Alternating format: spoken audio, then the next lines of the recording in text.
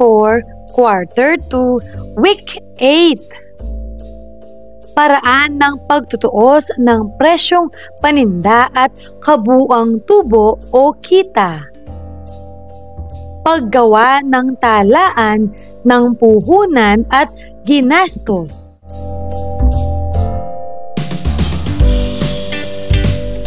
Matatag curriculum, bansang makabata, batang makabansa, with me, Teacher KMT. Magandang araw mga bata! Ngayon ay pag-aaralan natin ang tungkol sa paraan ng pagtutuos ng presyong paninda at kabuuang tubo o kita at paggawa ng talaan ng puhunan at ginastos.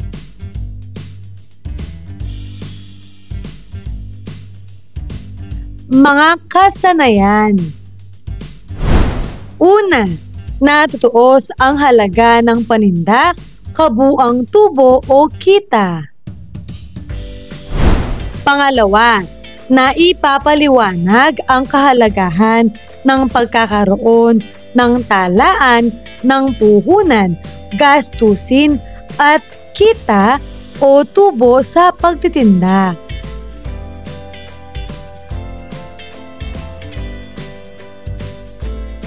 Maikling balik-aral. Gagabayin ka ng iyong guro para sa gawaing ito.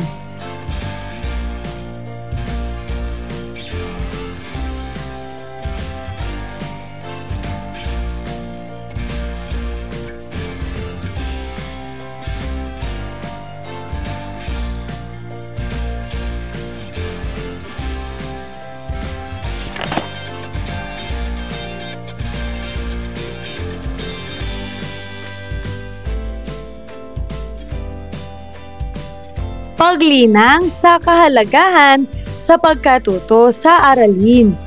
Gagabayin ka ng iyong guro para sa gawaing ito.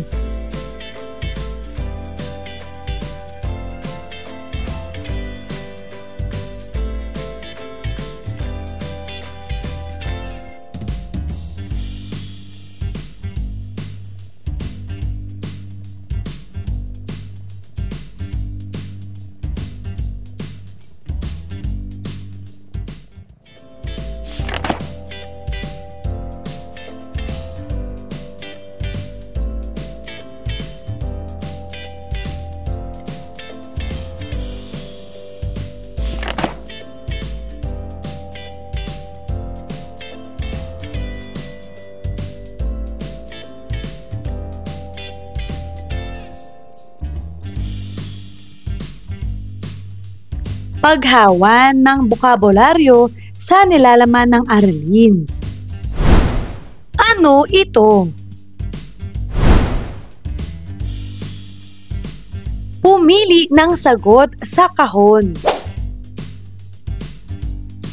Para sa unang bilang, ito ay tumutukoy sa pagkukwenta, pagsasaayos at pagtatala ng mga gastusin o kita sa isang negosyo.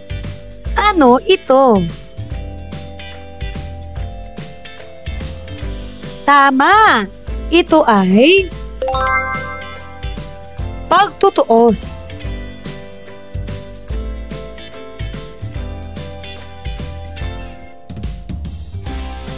Para sa pangalawang bilang, ito ay tumutukoy sa kita o karagdagang halaga na naiiwan pagkatapos bawasan ang lahat ng gastusin at puhunan mula sa kabuuang kita ng negosyo. Ano ito? Mahusay! Tubo.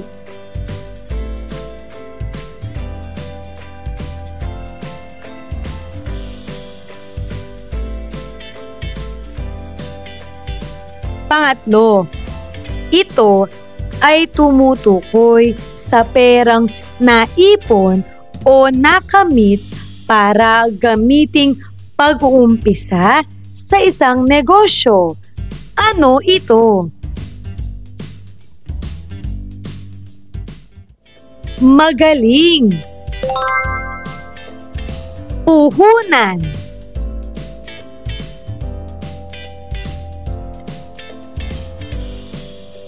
Unang aralin, paraan ng pagtutuos ng presyong paninda at kabuuang tubo o kita.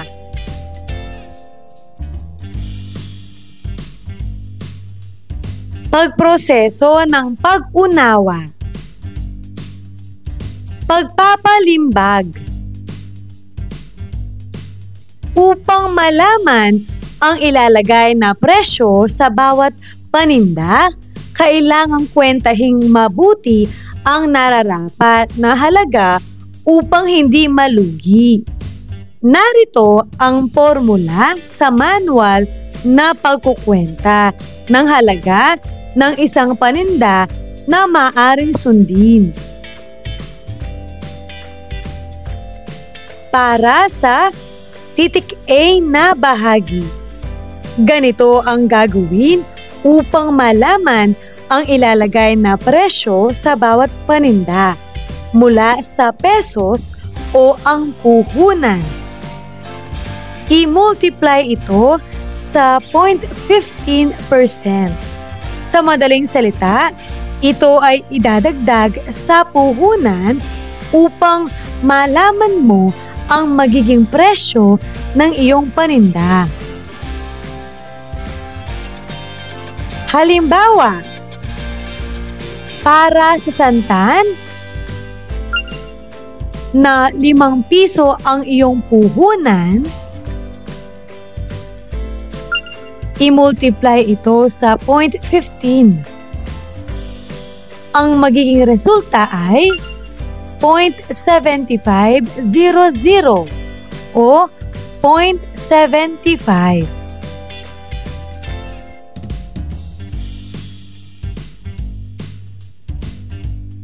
Pagkatapos itong na-i-multiply, i-plus naman ito. Halimbawa, 5 pesos plus 0.75. Ang presyo ng iyong paninda ay magiging 5.75. Ito na ngayon ang presyo kung magkano mo ito ibebenta.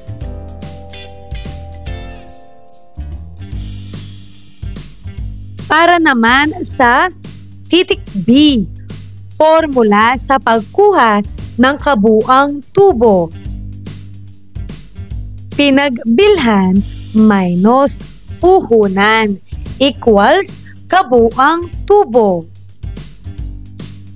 Halimbawa, kung 1,500 ang halaga ng pinagbilhan, i-minus ito sa iyong puhunan. Halimbawa, kung ito ay 1,200, ang magiging kabuuang tubo mo ay 300.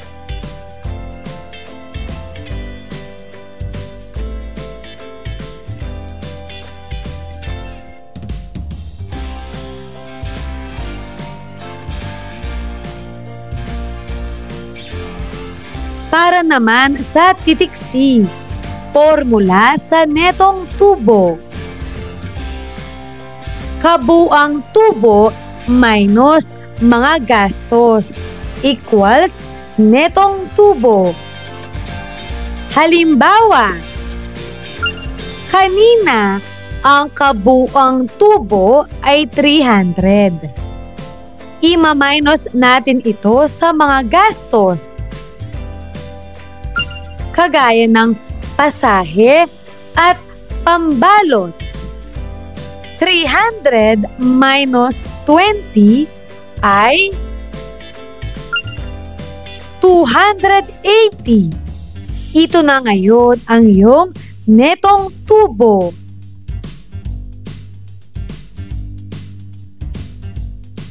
Upang malaman ang ilalagay na presyo sa bawat paninda, kailangang kwentahing mabuti ang nararapat na halaga upang hindi malugi.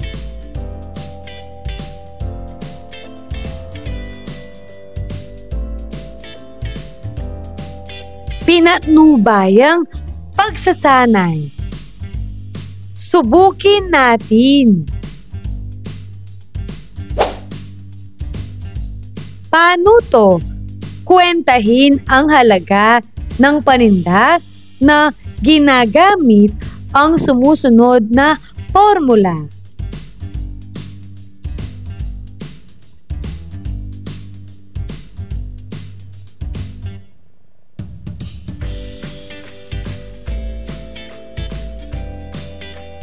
Narito ang mga sagot.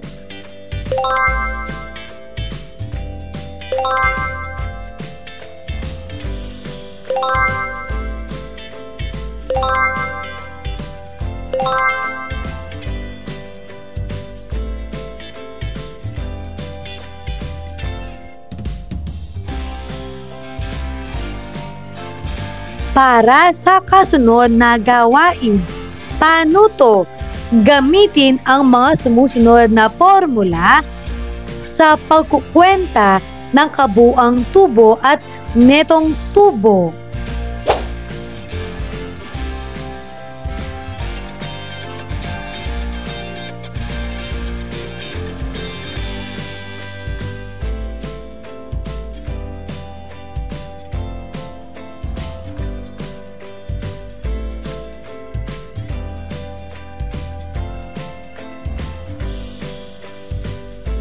Narito ang mga sagot.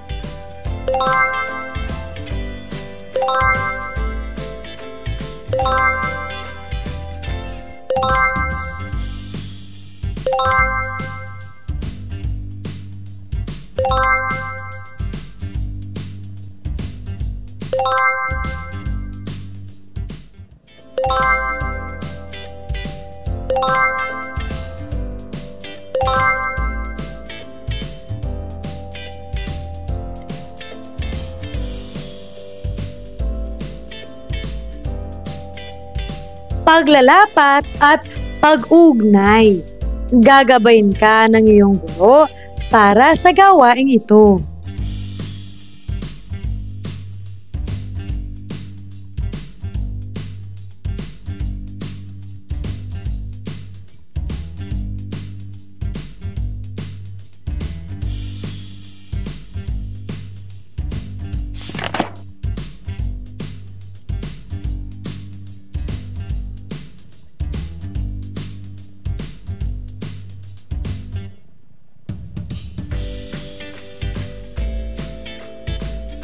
Pangalawang aralin, paggawa ng talaan ng puhunan at ginastos.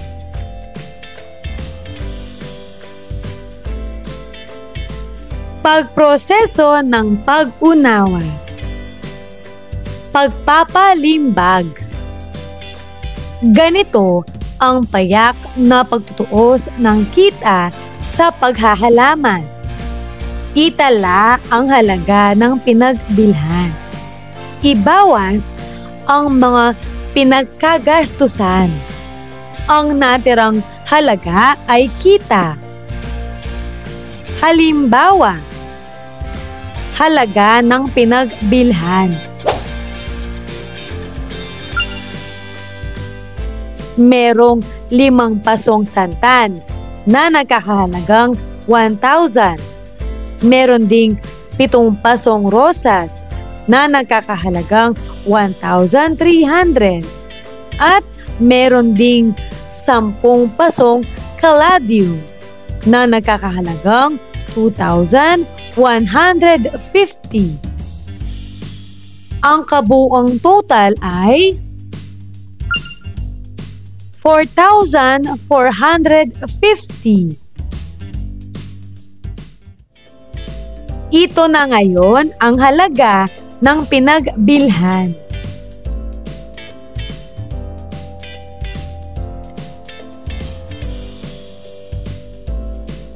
Ngayon ay dumako na tayo sa talaan ng gastusin. Ilista ito. Halimbawa, halaga ng pananim, 1,500. Halaga ng pataba, pamatay ng peste, 300. Bayad sa serbisyo, 150. At iba pang gastusin, 100. Ang kabuang total ng talaan ng gastusin ay 2,050.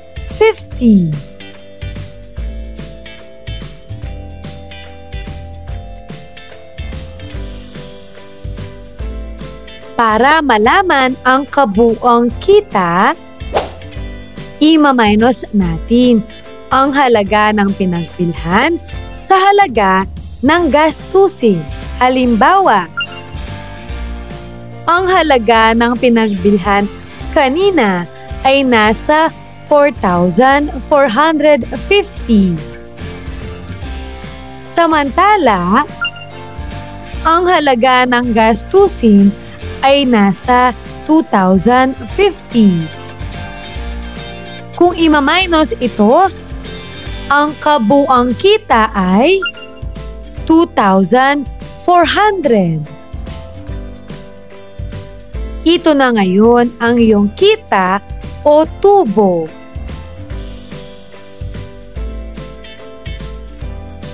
Pinatnubayang pagsasanay. Gagabayin ka ng iyong guro para sa gawain ito.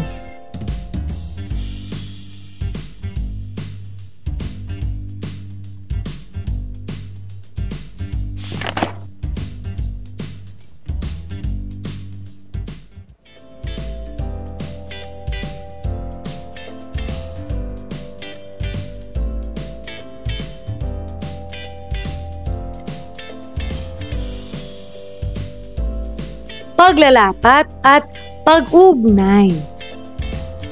Gagabayin ka ng iyong guro para sa gawain ito.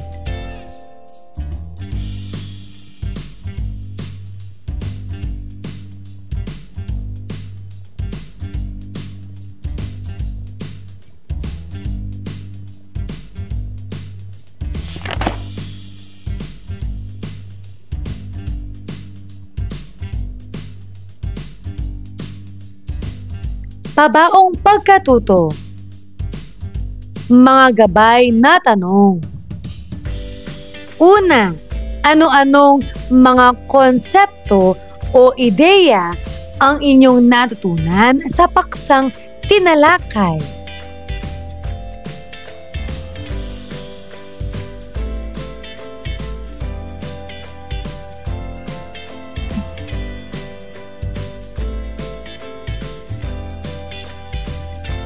Magaling! Natutunan natin na ang pagtutuos ay tumutukoy sa pagkukwenta, pagsasaayos at pagtatala ng mga gastusin o kita sa isang negosyo. Ang tubo naman ay tumutukoy sa kita o karagdagang halaga na naiiwan pagkatapos bawasan ang lahat ng gastusin at puhunan mula sa kabuuang kita ng negosyo. Samantala, ang puhunan ay tumutukoy sa perang naipon o nakamit para gamiting pag-uumpisa sa isang negosyo. Pangalawa, bakit mahalaga ang pagtatala ng puhunan at ang mga ginastos? Magaling! Mahalaga ang pagtatala ng puhunan at mga ginastos upang masubaybayan ang daloy ng pera, maiwasan ang pagkalugi at mapabuti ang pamamahala sa negosyo.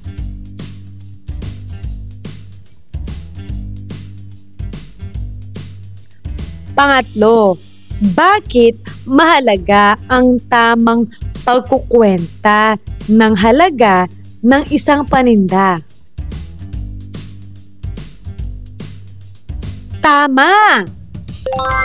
Mahalaga ang tamang pagkukwenta ng halaga ng isang paninda upang matiyak ang patas na presyo, maiwasan ang pagkalugi, at mapanatili ang kompetisyon sa merkado. Nakakatulong din ito sa tamang pamamahala ng puhunan at kita.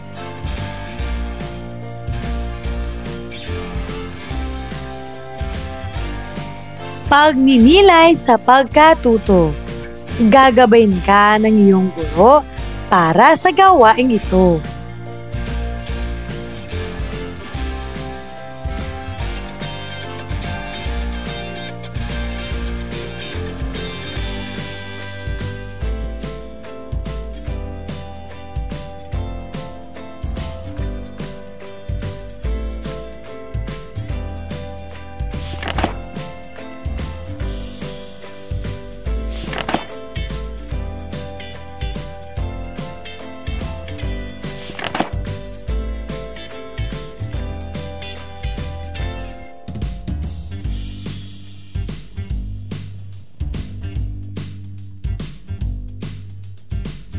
Pagsusulit.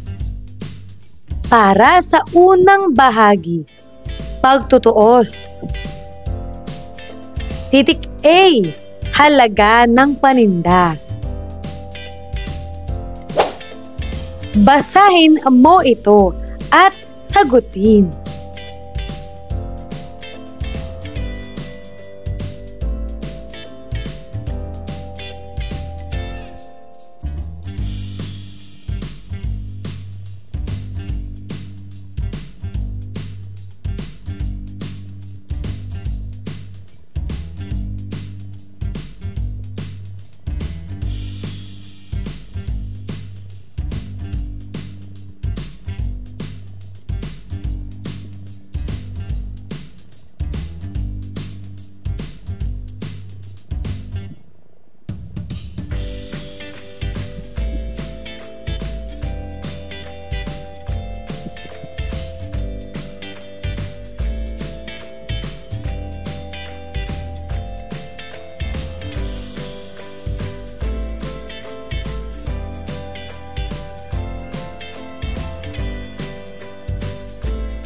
Narito ang mga sagot.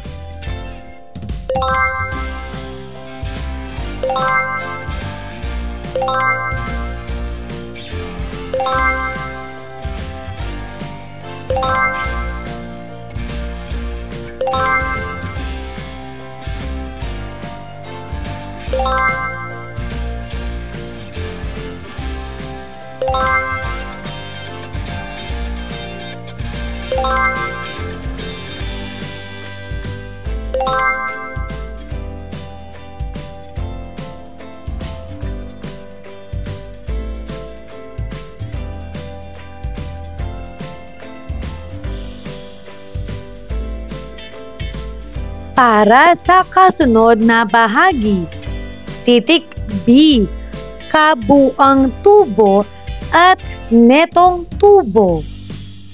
Basahin at sagutin mo ang mga ito.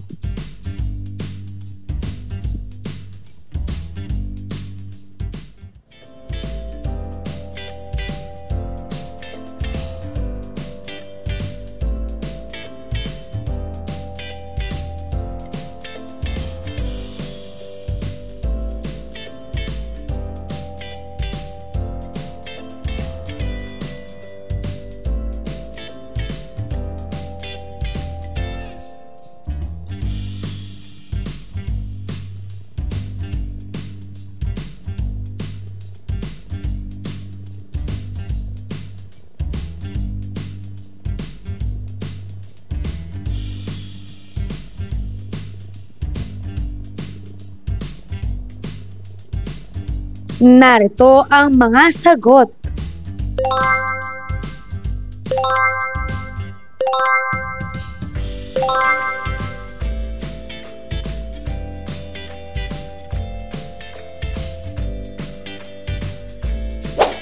Basahin at sagutin mo rin ito.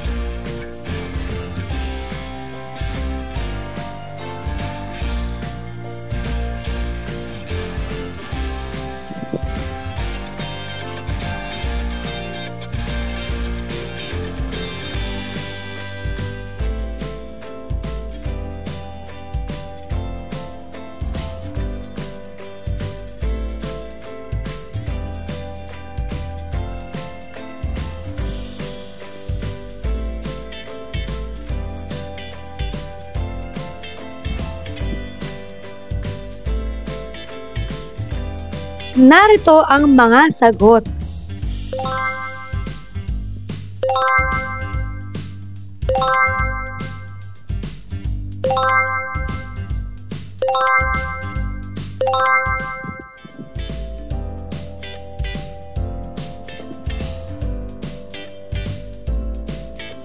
Para sa titik C, pagtutuos ng kita o tubo. Panuto, suriin ang mga tala sa loob ng kahon at kwentahin ang mga sumusunod.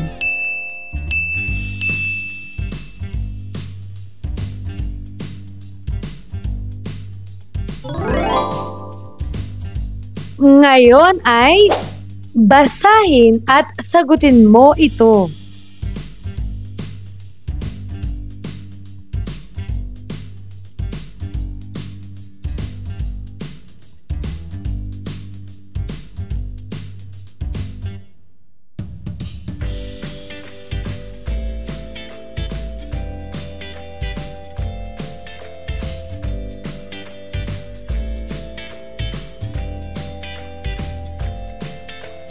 Narito ang sagot.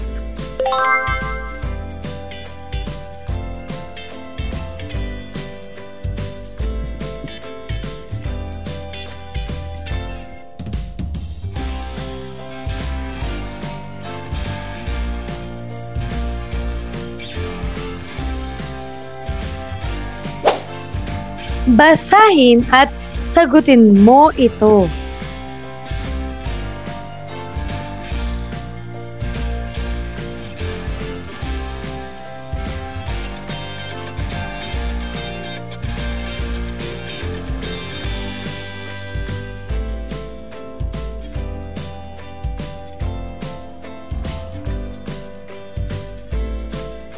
Narito ang sagot.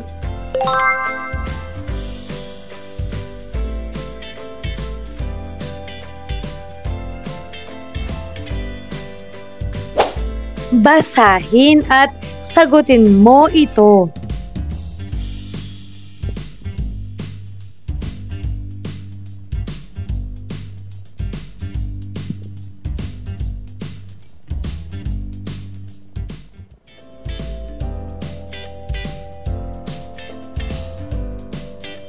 Narito ang sagot.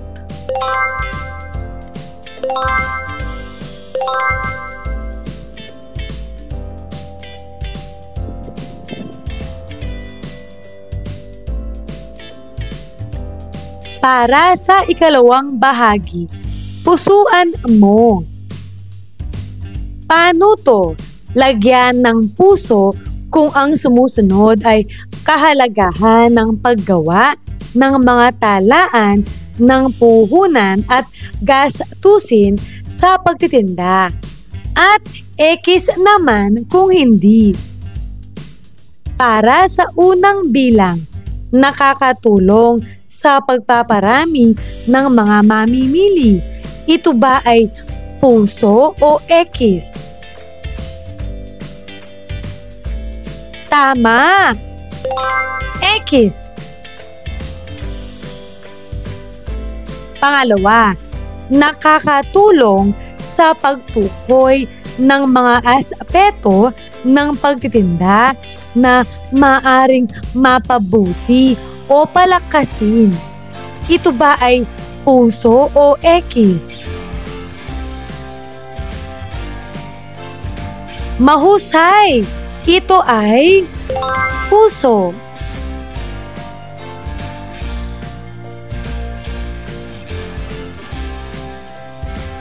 Pangatlo, nakapagbibigay ng ideya kung ang paninda ay nalulugi o kumikita.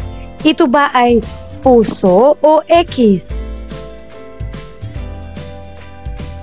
Magaling! Puso.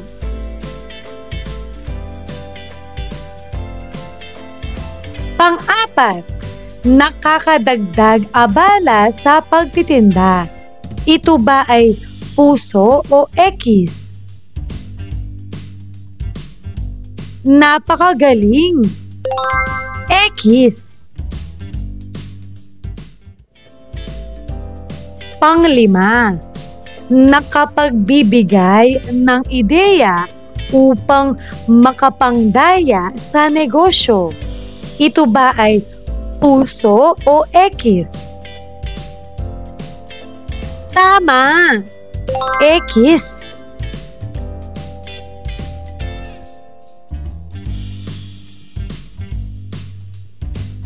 Mahusay mga bata!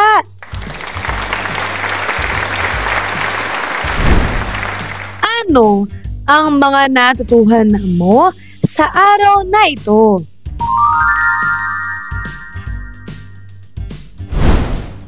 Ngayong araw na ito, natutuhan ko ang tungkol sa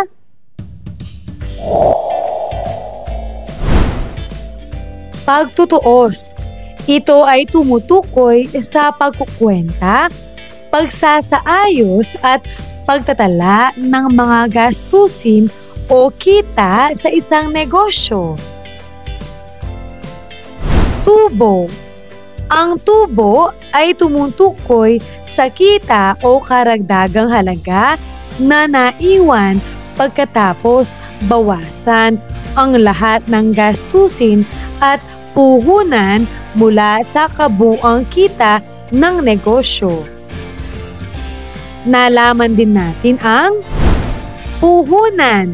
Ito ay tumutukoy sa perang naipon o nakamit para gamiting pag-uumpisa sa isang negosyo.